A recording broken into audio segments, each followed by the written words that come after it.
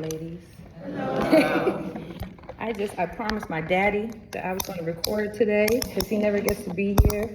So I just want to get this together. Give me 1 second. No, I got it. You don't have to hold it. This thing's supposed to move, but now she's acting all, it's fine. It's fine. Everything's fine. Okay. We're going to leave it just like that. Okay. Y'all mind, I'd like to start with a song. Oh, can you all hear this okay? It's supposed to be on my speaker. Hear the song? Yeah. It's called Firm Foundation. Hold on.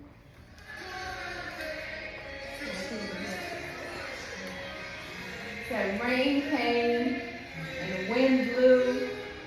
My house was built on you. It said, I'm safe with you. And I'm going to make it through. So we've been talking a lot about, it's been years since we've been together. And some little things have happened in our country since the last time we were here. Some big things have happened in our personal life. And a lot of times we'll reflect on the negative or the bad things, right? But this song, when I'm feeling low or when I'm feeling high, sometimes I just put this song on. Usually it's in my kitchen. And I just allow the presence of God to overtake me. And I just sing it over and over and over again. So I just want to invite you, before I impart to you today, to just get into this space of thinking about what you've been through since last year. Because the truth is that you have a 100% success rate.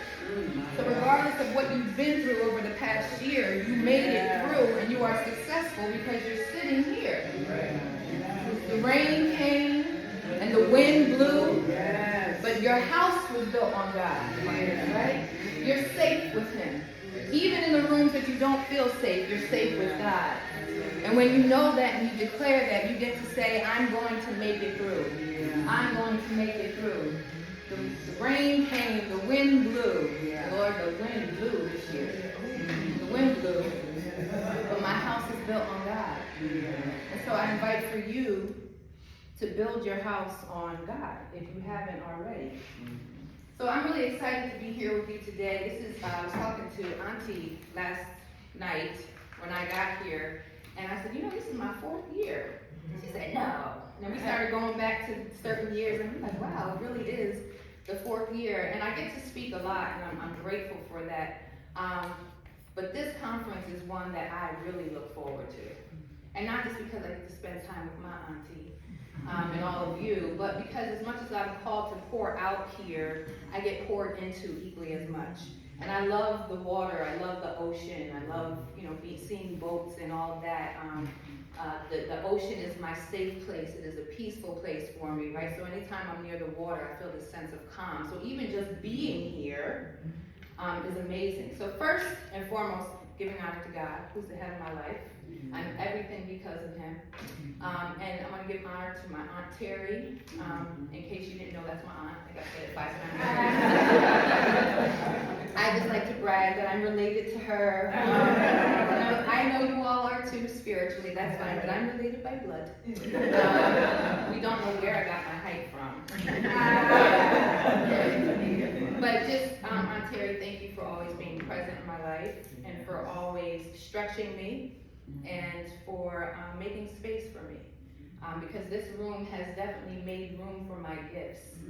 And from this safe place, I've been able to spread those gifts out to different rooms as large as 1,000 people, 1,500 people. There was a time where I would have never in a million years talked in front of that many people. And now I'm doing it with confidence. And I believe that a lot of that confidence was built right here with you all. So thank you for that. I also don't believe it's by accident that we're gathered here in Mystic, Connecticut on Enders Island, surrounded by water. Even the name Mystic reminds us that God often works in ways we can't always see or understand. What feels mysterious to us is already clear to Him.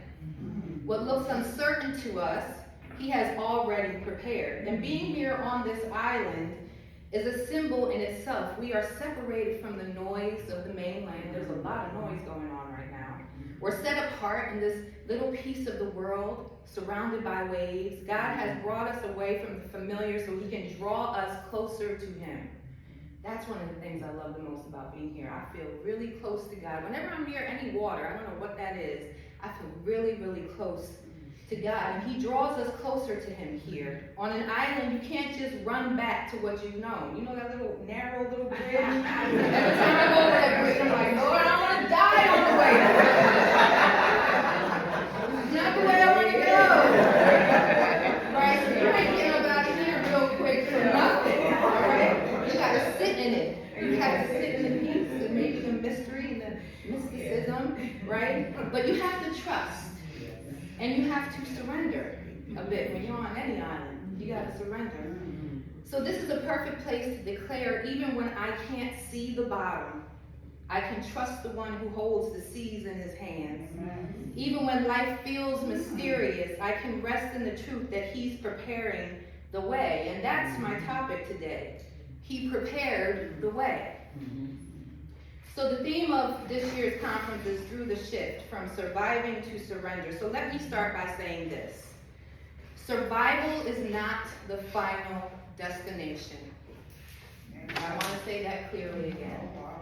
Survival is not the final destination. God has not called you to live forever in survival mode. He has called you to surrender, because surrender is the pathway to freedom. There are a lot of survivors in this room. There are a lot of stories of survival and resilience. And a lot of us feel good that we even survived through that thing, and that is real. But that is not where you're supposed to stay. Not in survival mode. We want to transition you into surrender or into freedom. And even when you cannot see God, even when it doesn't feel like it, God is always preparing the way for you. He is consistently orchestrating things on your behalf, even when you're unaware of it. So how many of you have heard me talk before here? I think I know a lot of people. So, I like to tell a lot of stories. I'm a storyteller, and I love to travel. I'm a world traveler, and I prefer places with oceans and blue water and white sand. Those are my favorite places. And so I was able to go to Belize in February. It's one of the places on my list I hadn't been to. I really, really wanted to go, and I had the opportunity to go to Belize. But before I start that story, let me just say that standing here in Mystic on this island surrounded by water, I really can't help but to think what happened to me, for me. Let me rephrase that. What happened for me in Belize. We rented, it was myself, it was supposed to be a couple's trip. I'll get to that part in the don't laugh, Vanessa. So two of my girlfriends were there with their booze, and I wasn't, but I'll get to that in a little bit. And we had decided to rent a catamaran.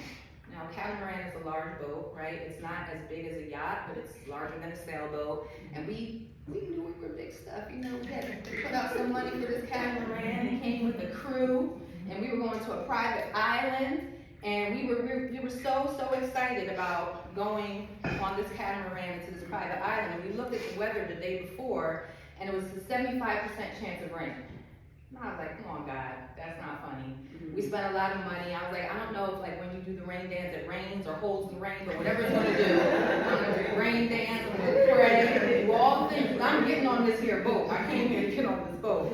And early that morning, it thunderstormed, and I was laying in my bed like, I really wanted this. I really wanted to go on the boat. And I like to go to sunrise every morning when I'm on an island. And I set my alarm for sunrise, and when I woke up, I was like, it's not raining. And it was a little wet outside. I don't care. I went out there with my towel, and I did my little sunrise thing. My villa was 10 steps to the ocean. I mean, it was perfect for me. I wrote in my journal. I listened to my worship music. I praised God. I go in, I take my shower, I get dressed. I'm looking real cute. I had a special outfit, Miss Peggy, for that boat. Okay, I was looking like Lifestyle is Rich and Famous. I was ready for that boat. So I walked down to the dock, and by the time I get to the dock, it is sunny. I mean, it is like a day like this. And I'm like, God, don't you do it? You are just too good. We're all looking good. And we get on the catamaran, and it's a perfect day. And then we see the crewmen. Now listen, I'm just gonna say, they were easy on the eyes. Respectfully. They were young, island men, easy on the eyes, right? And so they have this spread there for us, and we have our tour guide, Barbara, who's there, and it's a perfect day, right? So I like to get out on the front of the boat. I lay my towel down, have my little drink, and we're listening to 90s R&B, and I'm looking out on the ocean, and it's a perfect day, and I'm just saying, God, thank you. Thank you. You know, you turned this day around. Do it. And Auntie was talking about this, how sometimes it can be a perfect day, everything's going well, and then you're consumed with negative thoughts. Mm-hmm. Right? Just as quickly as you felt good about that moment, just like that. And all of a sudden, I'm looking around, I'm like, I don't see all the boats around here. And then I'm like, those crewmen are fun, but they are young. Are any of them? Like, how long could they have been sailing? They did say it was going to rain. Maybe we didn't hear the report. There's no boats out here. Wait a second, we are out here. I can't see land that way. I can't see land that way. And I'm just consumed with fear. Now, I've shared with you all, I'm claustrophobic. Now, I'm out in the vastness of the ocean, sitting on front of this catamaran, looking cute, yeah. But I feel like this. I feel stuck. I feel like something's about to happen. And I'm starting to feel overwhelmed, and I feel a panic attack coming. And I'm like, now these are the same girls. Some of you were here for my lost my passport story. Were you here for that? Same girls. How am I going to tell them I'm about to have a panic attack on the boat now, right? After that whole DR situation. So I'm sitting there, I'm shaking, I'm in this panic and everything. And then I remembered who I am.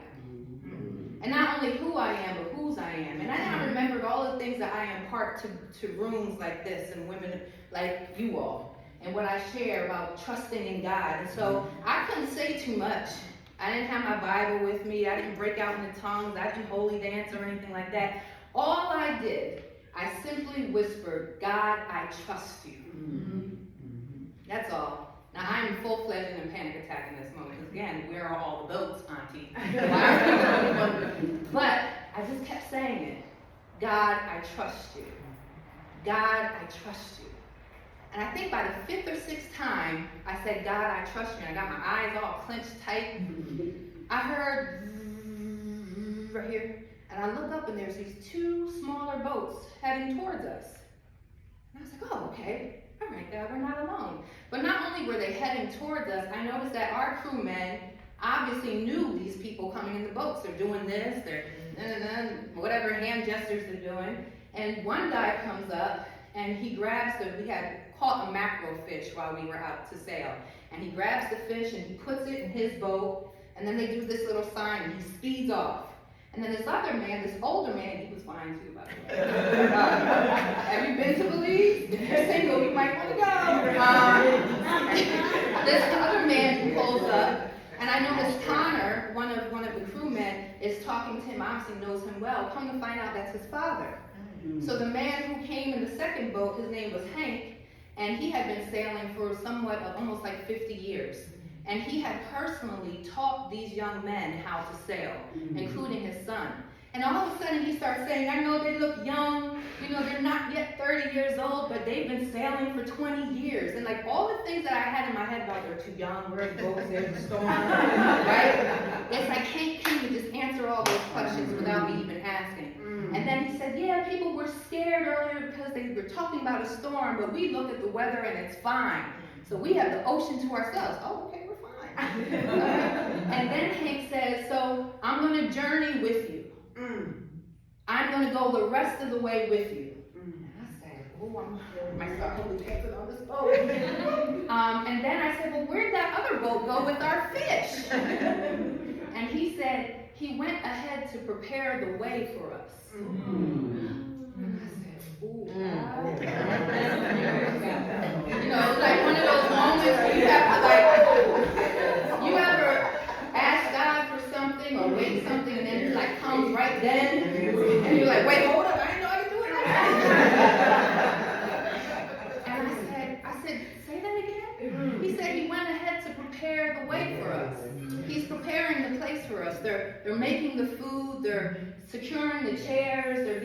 umbrellas, they're cleaning off their beach, they're making sure that the place is prepared for you. And I'm just going to journey with you on the way there to make sure you guys are good. He said that, so y'all already caught it. It was in that moment that I felt that the Spirit of God kissed me with sunlight on my face. It was like God whispered, see, I told you, I will never leave you. I will never forsake you. So that metaphor is that life is sometimes like that boat ride, where things are going well, the day is perfect, you're feeling good, and then all of a sudden you're consumed with these negative thoughts. It's the enemy trying to take you away from that joyful moment. And we have a choice, because I could have surrendered to the fear in that moment. I could have surrendered to the panic attack. I could have told him, turn this thing around and go back. But then I remembered that all I needed to do was talk to God. And I simply said, God, I trust you. A lot of times we think it takes these grand gestures. We have to do all these ritualistic things. We have to turn this way and light this candle. And you don't have to. Sometimes it's the simplest of things that God responds to the simplicity of our faith. Sometimes all you have to say is, God, I trust you.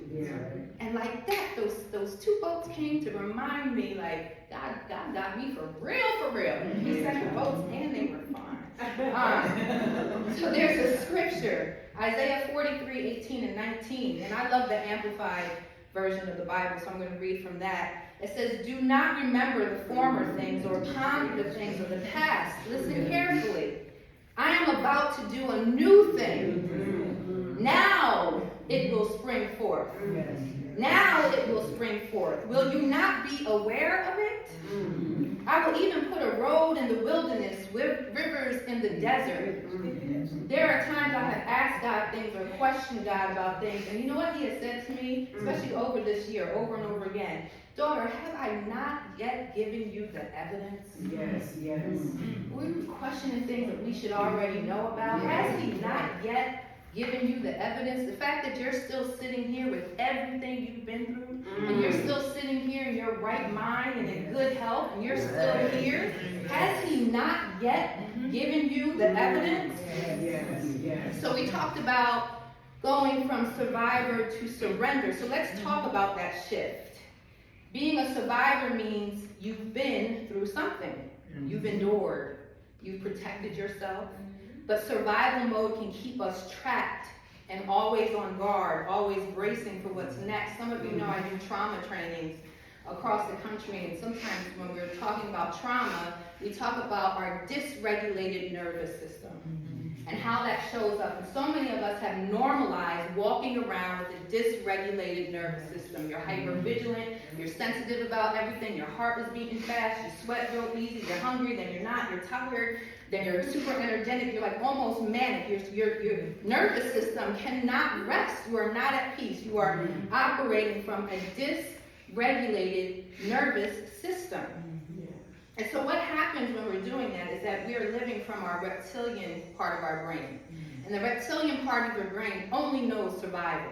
You are not making reasonable decisions. You are not at your best self. I promise you, your relationships are strained, and you absolutely cannot operate in or on purpose while you are in survival mode. When you are constantly in survival mode, you cannot be your best self.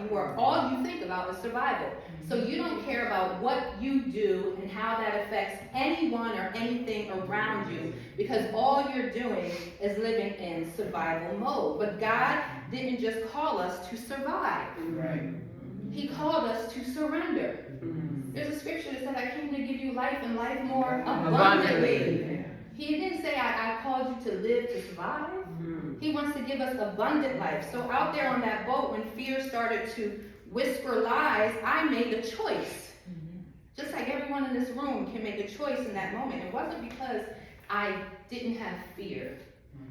I see this word all fearless. It's so cute. But to me, fearless means doing that thing with courage.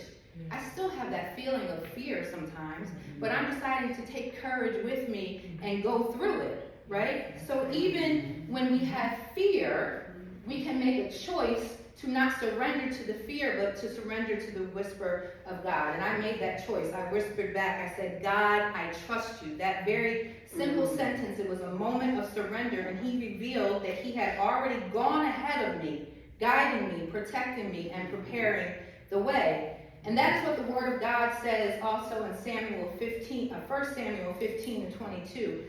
Has the Lord as great a delight in burnt offerings and sacrifices as in obedience to the voice of the Lord? Behold, to obey is better than sacrifice, and to heed is better than the fat of rams. To obey is better than sacrifice. Obedience doesn't always look like some grand act. Sometimes it's as small as a whisper. Choosing to trust him instead of letting fear take over. God is not after our performances or our rituals. He's after our hearts. God lives in our hearts. He is pursuing your heart. He's after our obedience, because obedience is surrender. And surrender opens the door for us to see just how faithfully he has already prepared the way. Sacrifice in the Old Testament terms meant ritual offerings, right? Way back in the day when they were like sacrificing animals and putting up grain and acts of atonement. And these were outward performances of devotion. Obedience, however, is about the heart posture. Hearing God's voice, trusting him, and doing what he says, even when it's uncomfortable. The verse teaches that God values the posture of surrender, which is obedience, more than outward religious acts, which is sacrifice, right? I'm going to give up this thing. I'm going to go from drinking 5 days a week to 2 days a week. I'm going to, I'm only going to sleep with him once a month. Are we being real in this room? We talk about those things, right? But those are outward performative. Even though we need to take some things away, but is it getting to your heart? Obedience flows from intimacy and relationship with God. Sacrifice can be done without the heart being fully surrendered. So you can be doing the thing, right? But if your heart isn't fully surrendered, what does it mean? In other words, God is not impressed by how much we give up or how many rituals we perform if our hearts are still resisting him. If we still feel as though we need to be the one in control. Obedience is surrender. Now let me be clear, because I think I did at least.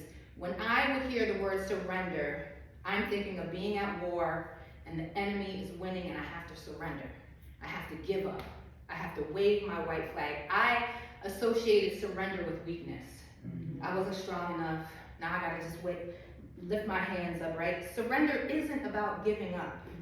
Surrender is about giving over. It's not throwing in the towel. It's placing your life, your fears, your hopes, your desires, your whole self into the hands of God. Surrender is not weakness. Surrender is strength, because it means you trust the one who already holds the victory. And we know that. It's not about saying I can't, but about saying, God, I know you can. So when I was on that boat, when I said, God, I trust you, I was saying a whole lot of things in that really tiny sentence, right? God, I trust you. Survival says, I've got to hold it all together. And that's how many of us are operating through this. We are doing everything to hold ourselves together, to stay afloat. Sometimes I call it like being in the middle of the ocean with sandbags tied to my ankles, treading water. It's like you're doing everything you're doing all of this and you still are taking in water all the time, right? So Bible says you have to hold it all together, but surrender says, Lord, I release it all to you. Because you've already prepared the way. And that's why, again, on that boat in Belize, when fear rose up in me, God wasn't asking me to sacrifice my joy. Remember, I was feeling like, come on, God, I don't want it to rain. I want to be on the boat. God, in that moment, he wasn't asking me to sacrifice the joy of the moment. He was asking me to obey his whisper and surrender my fear. Trust me, Tamika. Trust me, Terry. Trust me, Peggy. Trust me, Lois. Trust me, sisters, daughters. Just trust me. Little words. And when I obeyed that small voice and simply whispered, God, I trust you, he showed me in real time, daughter, I'm here. I've already gone ahead of you. How poignant that moment was when he said he went ahead to prepare the way. What? I prepared the way. Okay, so let's talk a little bit about what surrender looks like. And this is going to be I'm pretty transparent all the time. This is really transparent, a little vulnerable. How many of you were at the holiday function? Yes, okay. So remember I came with the gentleman? Yes. Yeah, he's not around anymore. Don't worry. I have to tell this part of the story to tell the rest of the story. Jude is like, girl.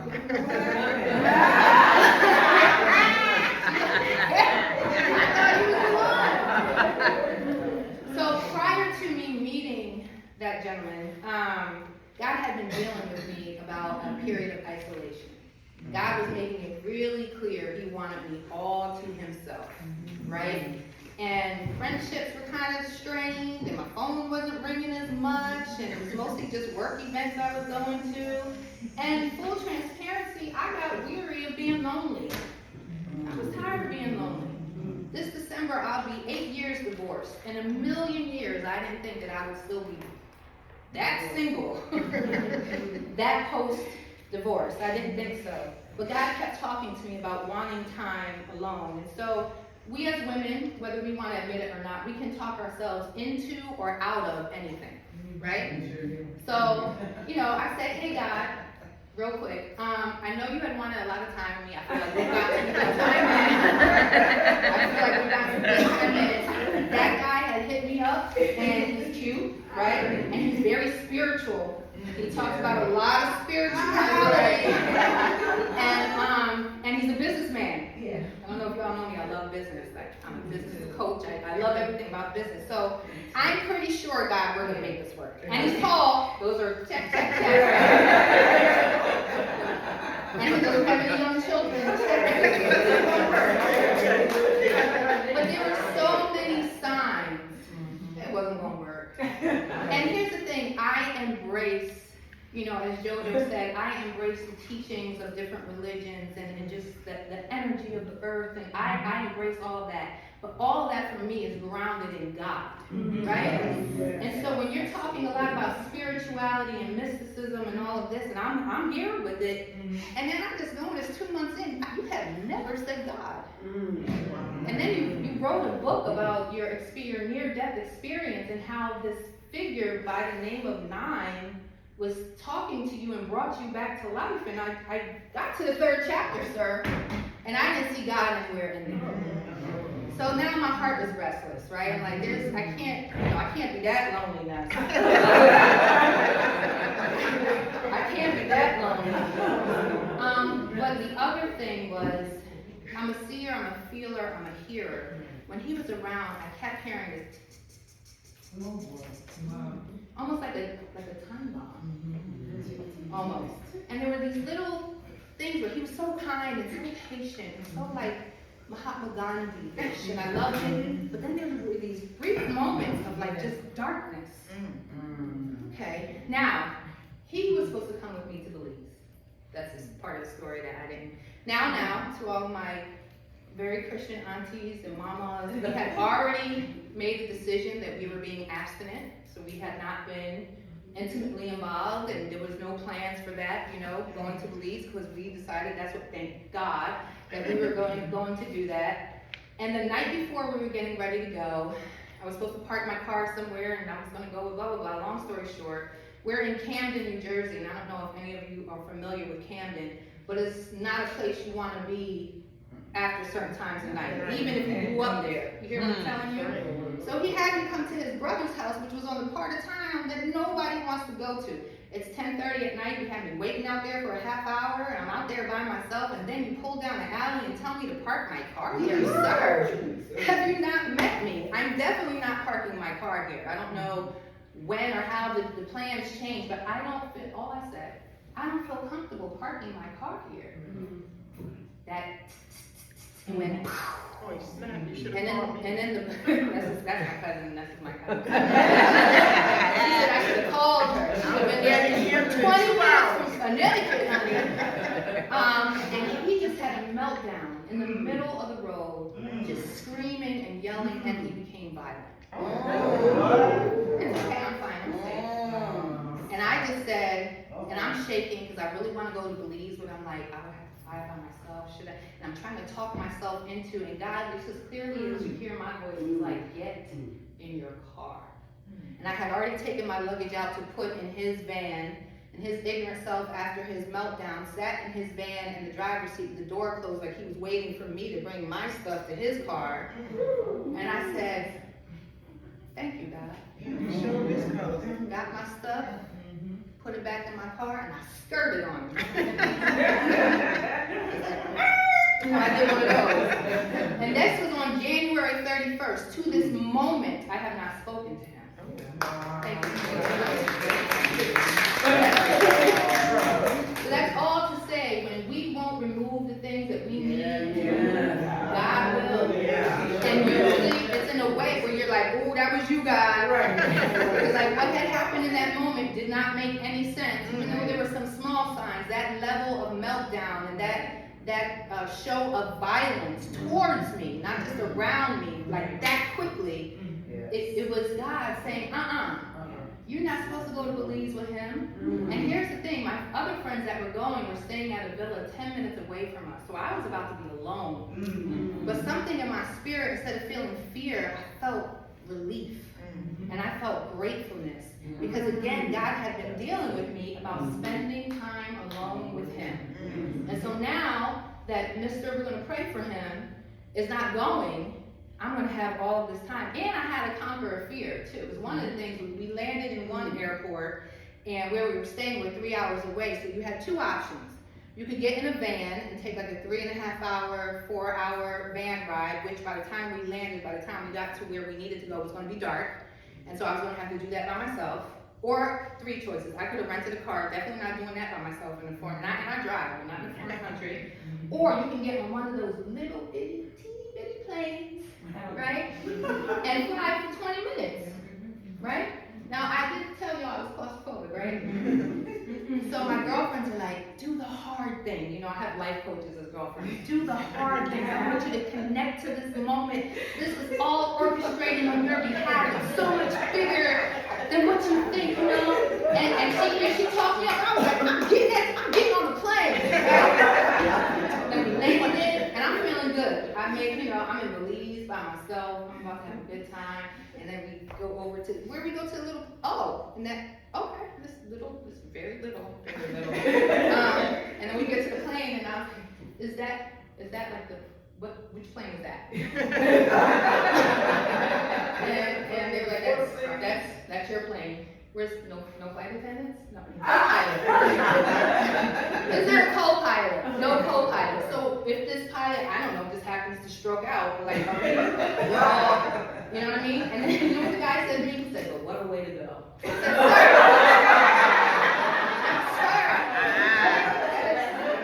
that is not what, but all that to say, right, this horrible moment, but I got on that plane. I trust you, God. I trust you, God. And I hadn't even got to that part yet, you know? I said, I trust you, God. And when I got up there, it was so beautiful. Like, I love the ocean and just that view. You're not real high like in the American Airlines, right? But you can just see, and I could see dolphins in the water, and it was a beautiful flight. I almost fell asleep. Like me, my claustrophobic self almost fell asleep on that flight. But it was so beautiful. But the truth is that I would have never experienced that had that thing not happened, right? So fast forward to I'm there, I'm in my villa, I'm happy, I feel safe, I feel protected, there's no fear, I'm just relieved, and I'm feeling really good that God, you love me a lot. You did all that to make sure I'm in here with you by myself. And I started a new journal. As a matter of fact, it was the journal that I got here last year. Now that I think about it.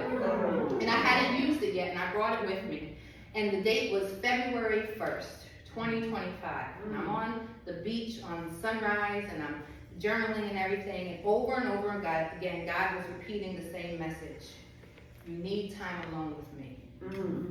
You know, you've been in pursuit of a lot of things, and you haven't even noticed that I am pursuing you, right? And then on 2/10, after I got back, there was an entry that referred to a journal entry I made on this island. I wrote the words God spoke to me, I need you to focus on me. Your anxiety stems from your disconnection from me. I think that was like 2 years ago. Right out there, I wrote that. A lot of times my journal is God speaking back to me, and it's just me writing it down, right? So I wrote about my desire to have a partner and to be in love. I just started writing about it, and I was acknowledging what God was saying about time alone with Him. But I said, God, I just want to be honest. I'm lonely. I have a really demanding job. I live 4 hours away from any family. It is like brick cold in Syracuse, New York, for like 8 months out the year. And I'm a summer bunny. Like, how did I get here? You know, and I'm just tired of doing life alone. I gotta hold everything. Everything's up to me. All the things about the kids and the house and the repairs and my car and the trash and the job and the dog and everything. I'm just tired, God, if I'm being honest. I know you're here. Like, I know, I feel it. But like, I want somebody here. I want a partner more than anything else. And so I was writing about it. And then God said to me, and I wrote in my journal, He said, the pursuit of a man that you so deeply desire is no match for my pursuit of you. Let me love on you wholly. God said, be exclusive with me before you commit to any exclusivity with a man. And I was like, oh, that's why you keep taking them away. Smooth, God, be smooth with me now. And God talked to me in that journal about, I want your first. God's desires are first, and He dealt with me. He said, you wake up in the morning and you give your first to Facebook or to Instagram